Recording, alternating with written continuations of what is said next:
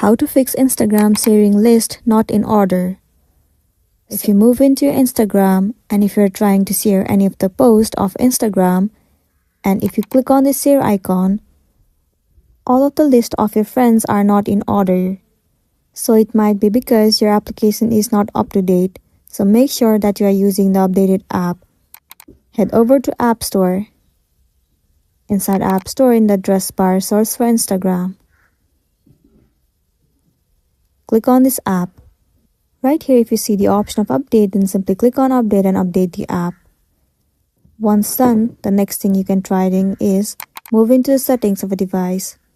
Head over to General and then move into iPhone storage. In this page, scroll down and move into Instagram.